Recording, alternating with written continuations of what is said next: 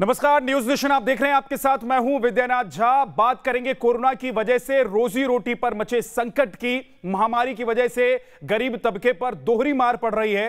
Covid की वजह से रोजी रोटी के लाले पड़ गए हैं, वहीं रोजगार के रास्ते भी बंद हो गए हैं। मजदूरों को तो मानो कोरोना ने बर्बाद ही कर रख दिया है। ये 5 तस्वीरें आप देख रहे हैं, जिसमें आप देख सकते हैं कि शहरों से जो मजदूर वर्ग है वो गांव की तरफ पलायन कर रहा है। साथ ही आपको बता दें कि इन लोगों की रोजी रोटी के साथ साथ खाने पीने के भी लाले पड़ गए हैं।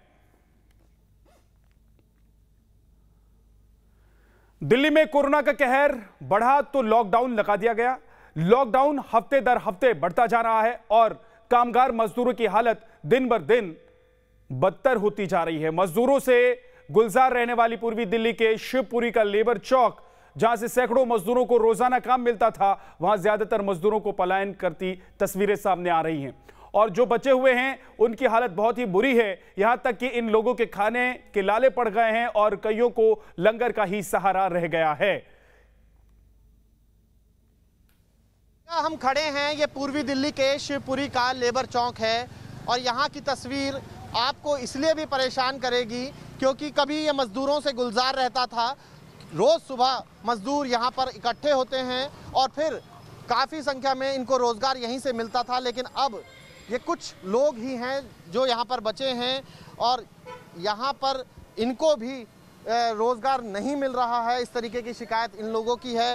बात इन्हीं से कर लेते हैं। भैया, कब से दिक्कत आ रही है काम की और क्या पहले भी इतने ही लोग रहते थे या पहले बहुत ज़्यादा? ऐसा करीब 250-300 लोग रहते थे। यहाँ तो करीब 50-60 लोग ही बचे हैं। बाकी काम धंधा है नहीं, सारे लोग 1-1.5 महीने से बेकार है। आपका क्या नाम है और आप क्या काम करते हैं? मेरा नाम सोनू है, मकान शिफ्टिंग का काम करता हूँ। अच्छा, हाँ जी। और कब से काम नहीं है? 1.5 महीना हो गया, काम ही है नहीं। कैसे चल रहा है घर का खर्च? घर का खर्च ऐसे तैसे चल रहा है जी, क्या करें। आप बताइए, आप क्या करते हैं और कितनी दिक्कतें आ रही हैं इस लॉकडाउन में आप लोगों का जीवन बिताने में? काम तो इतना जैसे काम चल ही ना रहा, लॉकडाउन से विपता तो आ ही रही है। किसी को उधार ले लिया, उधार कौन कब तक देकर दुकानदार आते हैं, तो वो भी एक दिन से कहेगा कि भाई पैसे चाहिए हमें, तो हमें तो इस मारा फिर लोग 1 महीना 1.5 महीना हो गया पूरा बैठे। आप बताइए, क्या नाम है आपका? छोटू नाम है। बिल्कुल, यहाँ पर इसी तरीके से इतनी भीड़ रहती थी या ज़्यादा भीड़ रहती थी? ज़्यादा भीड़ रहते थे। अच्छा, हाँ जी। और क्यों काम क्यों नहीं है? क्या क्या कह रहे हैं? क्या कौन सा काम आप करते हैं और क्या काम नहीं मिल पा रहा आपको? हमारा रात मिस्त्री काम करता है। हाँ। काम में कुछ नहीं मिल रहा है।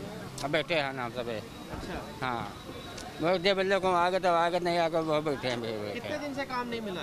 ये लगता है 1.5 महीना हो गया लगता है। 1.5 महीना? हाँ, लॉकडाउन से पहले से काम बंद था। ये स्थिति है, आप देख लीजिए। यहाँ पर संख्या जो है थोड़ी बहुत है, लेकिन दिक्कतें इनकी बहुत ज़्यादा है।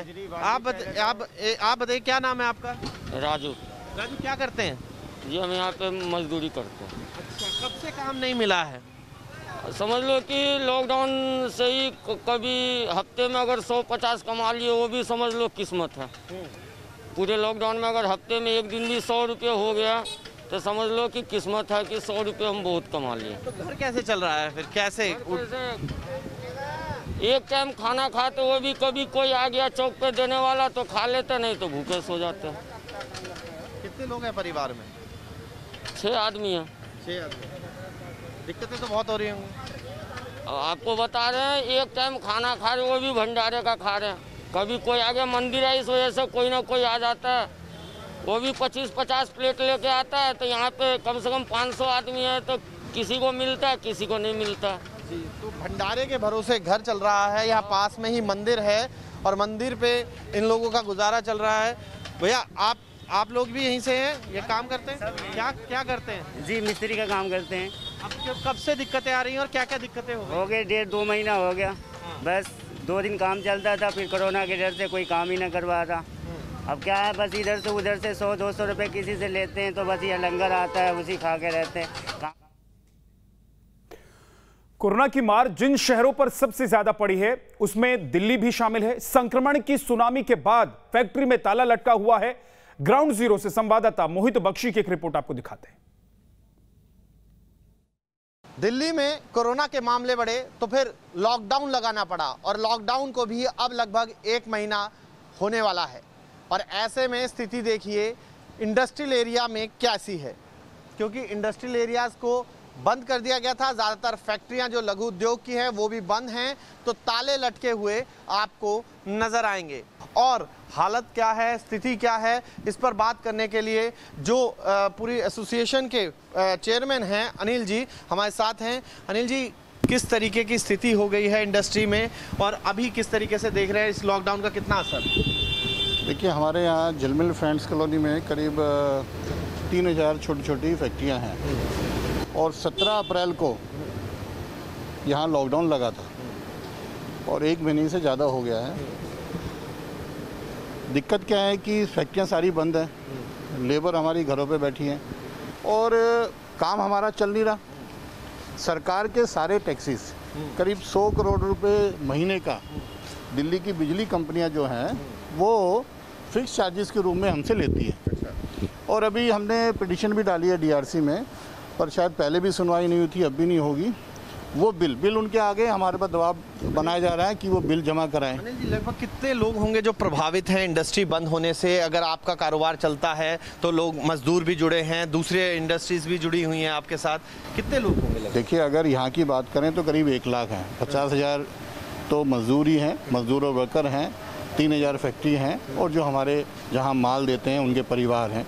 और अगर पूरी दिल्ली की बात करें तो करीब 20 लाख, पूरी दिल्ली में करीब 1 लाख के करीब इंडस्ट्रीज हैं और करीब 20 लाख प्रभावित होते हैं। 10,000 करोड़ के करीब का नुकसान हो गया है। जो इंडस्ट्री वाले हैं उनको लगता है कि अब क्योंकि संक्रमण दर कम हुई है और हालात सुधरे हैं, तो फिर जो फैक्ट्रियों पे ताले पड़े हैं उनको अब खोल देना चाहिए, लॉकडाउन में थोड़ी सी राहत देनी चाहिए। वीडियो जर्नलिस्ट मुकेश झा के साथ मोहित बख्शी, न्यूज़ नेशन, दिल्ली।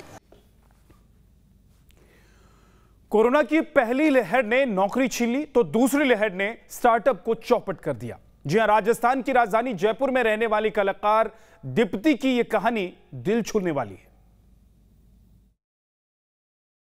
राजस्थान में कोरोना का कहर लगातार बढ़ता जा रहा है। एक ओर जहां पॉजिटिव मरीजों की संख्या और मौत का ग्राफ डरा रहा है, अब वहीं कोरोना के साइड इफेक्ट भी सामने आने लगे हैं। कोरोना की पहली लहर ने लोगों की नौकरियां छीनी, अधिकतर युवाओं को बेरोजगार कर दिया। लिहाजा कुछ युवा उद्यमियों ने तय किया कि नौकरी छोड़कर अपने दम पर आगे बढ़ना है, परिवार को आगे बढ़ाना है। हर क्षेत्र के युवाओं ने अपने सपने संजोए और आगे बढ़ने की तैयारी की।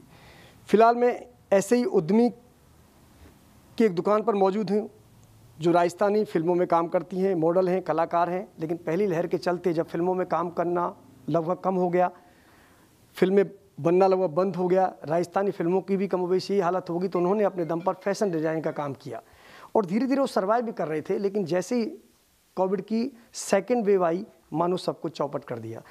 मेरे साथ दीप्ति हैं, उनसे ही बात करेंगे। मैम, चूँकि आप लोगों को देखकर भी लोग आगे बढ़ने की सोचते हैं, जब आपने सोचा कि फिल्मों में काम नहीं है तो खुद अपने दम पर किया जाए, आपने क्या तय किया और अब क्या हालात हैं? बिल्कुल, जैसे कि आप सभी जानते हैं कि हम लोग पूरा इंडिया एक बहुत बड़े चैलेंज से जूझ रहा है, जो कि है कोविड-19। कोविड-19 की जो पहली लहर आई थी उसमें हम सभी को पता है कि सभी की जॉब्स चली गई थी, काफ़ी लोगों को भूखमरी का सामना करना पड़ रहा था। लेकिन अभी जो सेकंड वेव आई है, जैसे अगर मैं अपना ही एग्जांपल देती हूँ तो I am a model and actress और काफ़ी अच्छा मेरा वर्क चल रहा था, एड वर्क चल रहे थे, स्किन में वर्क कर रही थी, मैं काफ़ी मूवीज़ कर रही थी। लेकिन कोविड के आने से वो सभी प्रोजेक्ट्स डेड हो गए। लेकिन फिर भी मैंने हिम्मत नहीं हारी। जैसे ही लॉकडाउन ओवर हुआ, मैंने खुद का अपना सेटअप स्टार्ट किया मेरी पार्टनर प्रज्ञा टिब्रीवाल के साथ में, जो कि खुद एक बहुत अच्छी फैशन डिज़ाइनर है और मेरे को खुद को एक्सपीरियंस ऑलमोस्ट 5-6 ईयर्स का। I am working as a fashion consultant and into skin industry. तो आप देख सकते हैं ये मैंने सेटअप स्टार्ट किया। इसमें मैंने अपना जितनी भी सेविंग्स थी, इसमें है कंप्लीट स्किन का, स्टाइलिंग का और क्लोथिंग का। तो मेरी जितनी भी सेविंग्स थी, सब कुछ थी, मैंने इसमें इन्वेस्ट करी एंड मैंने ये स्टार्ट किया। लेकिन कोविड-19 की जो दूसरी लहर आई है उसने हम एंटरप्रेन्योर्स को भी बिल्कुल बेहाल कर दिया है। तो मेरी अभी गवर्नमेंट से, स्टेट गवर्नमेंट से, सेंट्रल गवर्नमेंट से और जितने भी हायर अथॉरिटीज़ हैं, सभी से अपील है कि इस टाइम पे सरकार को आगे आना चाहिए और हम सभी लोगों की एक सर्टेन पॉइंट के साथ में सपोर्ट करनी चाहिए। क्योंकि सबसे बड़ी बात जो है कि हम तभी लोगों की मदद कर सकते हैं अगर हमें मदद मिले, क्योंकि आमदनी का तब कोई ज़रिया नहीं रहा है, लेकिन खर्चे जो हैं वो जो के त्यों हैं। बच्चों की स्कूल की फीस जानी है, और सबसे इम्पॉर्टेंट चीज़ है सभी के ऊपर जो लोन का प्रेशर है। जितने भी यूथ हैं वो कैसे आगे बढ़ सकते हैं? अगर उनके ऊपर bank is sitting on their head, then how would they survive? And survival is the for the fittest only. और दूसरी बात मैं ये कहना चाहूँगी कि कोविड की अभी लहर आई है, लेकिन उसके साथ साथ मैं बताना चाहूँगी कि हम टैक्स तो ऑलरेडी पे कर रहे हैं कितने सालों से। तो ये टाइम है जब हम चाहते हैं कि गवर्नमेंट हमें सपोर्ट करे। परेशानियां तो बहुत हो रही हैं मुझे। मेरा काम है डिज़ाइनिंग का। मैं पेशे से फ़ैशन डिज़ाइनर, फ़ैशन कंसल्टेंट और स्टाइलिस्ट हूँ, और मेरे अंडर कम से कम 9 या 10 कारीगर काम करते हैं। और जैसे मेरी पार्टनर दीप्ति जी ने बताया कि हमारे अंडर जैसे 9-10 कारीगर काम करते हैं, और हमें इस काम को करते करते लास्ट 5 इयर्स हो चुके हैं। और पिछले 5 सालों में जैसे ही ये कोविड आया, 5 सालों में हमने बहुत ज़्यादा अचानक से सरकार के ऑर्डर्स आ गए उस चीज़ को लेके कि कोविड जो है आपको घर पे रहना है, कहीं नहीं जाना है, सेफ़ रहना है। तो इसका इफ़ेक्ट सरकार ने तो बोल दिया इस चीज़ को, लेकिन इसका इफ़ेक्ट डायरेक्टली हमारे काम पे पड़ा है, स्पेशली उन स्मॉल स्केल इंडस्ट्रीज़ पे पड़ा है। लार्ज स्केल इंडस्ट्रीज़ तो उनका बड़ा वो होता है, काफ़ी अच्छा होता है। जो स्मॉल स्केल इंडस्ट्रीज़ जो होती हैं उसमें स्पेशली इफ़ेक्ट पड़ा है उन हैंड कारीगर्स पे। जैसे प्रमोट करती है इंडिया लोकल अबाउट वोकल को, तो उसमें इफ़ेक्टेड हैं स्पेशली हैंड कारीगर्स, हमारे टेलर्स, और स्पेशली जो हमारे अंडर जो काम करते हैं वर्कर्स। ऐसे लाखों युवा हैं जिन्होंने अपने दम पर सपने संजोए, लेकिन कोविड की दूसरी लहर ने सपनों को चौपट कर दिया। बड़ा सवाल इसलिए है क्योंकि ये 1-2 नहीं है, बल्कि लाखों युवा हैं, और उनके पीछे उनके परिवार हैं, उनके साथ काम करने वाले वर्कर हैं। ऐसे में जो छोटे स्टार्टअप हैं उनको संभालना बेहद ज़रूरी है। वीडियो जर्नलिस्ट राजू चौधरी के साथ लाल सिंह फौजदार, news nation, Jaipur. Corona lockdown ने जम्मू रेलवे स्टेशन पर टैक्सी चलाने वालों की कमर तोड़कर रख दी है। यहां के 500 टैक्सी ड्राइवर सरकार से मदद की गुहार लगा रहे हैं। जम्मू कश्मीर में कोरोना वायरस के चलते इस समय लॉकडाउन चल रहा है, और लॉकडाउन के चलते सबसे ज़्यादा मुश्किलें उन लोगों को हो रही है जो हर रोज़ अपने घर से यहाँ पर निकलते हैं, और निकलने के बाद ही वो कुछ कमाई जो है वो यहाँ पर कर पाते हैं। ऐसे में लगातार अब लोगों की मुश्किलें जो हैं वो बढ़ती जा रही हैं। इस समय हम जम्मू रेलवे स्टेशन पर यहाँ पर मौजूद हैं, और ये सारी गाड़ियाँ जो आप यहाँ पर देख रहे हैं ये वो गाड़ियाँ हैं जो यहाँ से अलग अलग जगहों की तरफ यहाँ पे निकलती है। ख़ास तौर पर जम्मू में जो माता वैष्णो देवी के श्रद्धालु हैं वो बड़ी तादाद में यहाँ पर आते हैं, और यहीं से वो गाड़ी लेकर कटरा माता वैष्णो देवी के दरबार में पहुँचते हैं। लेकिन जब से कोरोना वायरस की दूसरी लहर यहाँ पर शुरू हुई है, तब से यहाँ पर जो काम है वो पूरी तरह से ठप पड़ गया है। जो ट्रेन्स आ रही हैं वो लगभग यहाँ पर खाली आ रही हैं। ऐसे में यहाँ पर जिन लोगों के पास गाड़ियाँ हैं और जो गाड़ियाँ चला रहे हैं, और ख़ास तौर पर जो ड्राइवर्स हैं, उनके लिए यहाँ पर काफ़ी मुश्किल हो गया है। जम्मू कश्मीर सरकार ने यहाँ पर जो लेबर क्लास हैं, साथ ही साथ यहाँ पर जो घोड़े पोनी वाले हैं जो कटरा में काम करते हैं, या फिर दूसरे जो लेबर डिपार्टमेंट के अंदर लोग आते हैं, उनके लिए यहाँ पर कई स्कीम्स जो हैं वो शुरू की हैं, पैसा भी जा रहा है। लेकिन ये सब जो लोग देख रहे हैं आप, ये यहाँ पर टैक्सी स्टैंड के लोग हैं, ड्राइवर्स हैं, कुछ गाड़ियों के मालिक हैं। इन लोगों के लिए अब यहाँ पर रोजी रोटी का सवाल जो है वो पैदा हो गया है। अभी यहाँ पर इस स्टैंड में 500 से ज़्यादा गाड़ियाँ जो हैं वो यहाँ पर रजिस्टर हैं, और हर रोज़ सिर्फ 2 से 3 गाड़ियाँ जो हैं वही यहाँ से बाहर किसी पैसेंजर को लेकर यहाँ पर जा रही हैं। हमारे साथ लोग हैं, उनसे बात करते हैं। सर, मुझे आप बताइए कि मैं देख रहा हूँ सारे ऐसे ही बैठे हुए हैं, क्या लॉकडाउन के चलते कब मुश्किल हो रही है आप लोगों को? बहुत सर, बहुत ज़्यादा मुश्किल हो रही है। लॉकडाउन के चलते हमें इतनी मुश्किल हो रही है कि एक तो जितनी भी ट्रेनें आ रही हैं खाली आ रही हैं, कोई पैसेंजर ही नहीं आ रहे, कोई आ ही नहीं रहा, तो क्या करेंगे हम सुबह आते हैं, शाम को चले जाते हैं, डीजल अपना ही ज़ाया करके अपने घर में। आपको पता है महंगाई के साथ साथ हमारे जो और कागज पेपर जो रिसोर्स हैं वो इतने बढ़ गए हैं कि 100 टाइम्स उन्होंने बढ़ा दिए हैं गवर्नमेंट ने, सोचा नहीं हमारे में। लेकिन गवर्नमेंट जो है, गवर्नमेंट कई लोगों को स्कीम गवर्नमेंट ने वो किया है कि लॉकडाउन है, उनको उनके डायरेक्ट अकाउंट में पैसे जा रहे हैं।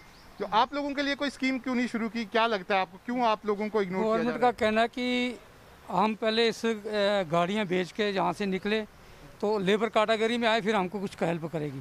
जबकि हमारी छोटी गाड़ी से लेकर बड़ी गाड़ी जो भी है 5 से 10 हज़ार रुपये खड़ी गाड़ी का जो है खर्चा महीने का पड़ता है।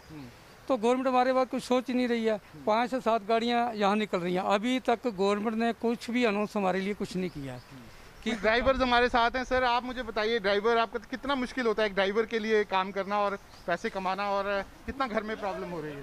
कमाना क्या है, काम होगा तो कमाएंगे, काम ही नहीं है तो कमाना क्या है। घर वाले भूखे मर रहे हैं, राशन का पैसा नहीं है घर में, कोई काम होगा तो कमाएंगे तो घर में राशन डालेंगे। गवर्नमेंट को आप लोगों के बारे में भी सोचना चाहिए, आपको लगता है? गवर्नमेंट नहीं सोचती है, सबको पता है गवर्नमेंट बाकी दूसरों के लिए सोच रही है, हमारे लिए कोई कुछ नहीं सोच रहा ट्रांसपोर्ट के लिए। तो आप देख सकते हैं ये सब यहाँ पर जम्मू रेलवे स्टेशन के बाहर जो टैक्सी एसोसिएशन है, करीब 500 गाड़ियाँ यहाँ पर रजिस्टर हैं, और ये सब लोग जो आप देख रहे हैं ड्राइवर्स हैं, इन गाड़ियों के मालिक हैं, जो यहाँ पर लॉकडाउन के कारण खास तौर पर क्योंकि पिछले 1.5 साल से लगातार कोविड जो है वो फैल रहा है, ऐसे में इन लोगों का काम पूरी तरह से ठप है, और ये चाहते हैं कि जो सरकार है उन्हें इन लोगों के बारे में भी सोचना चाहिए और इन लोगों की मदद के लिए भी सरकार को आगे आना चाहिए। वीडियो जर्नलिस्ट इजाज़ अहमद के साथ शाहनवाज खान, न्यूज़ नेशन, जम्मू। वक्त एक छोटे से ब्रेक का है। ब्रेक से लौटेंगे तो आपको दिखाएंगे आगरा के मशहूर पेठे वालों के कामकाज पर क्या असर पड़ रहा है, कैसे उनका कामकाज ठप होता जा रहा है।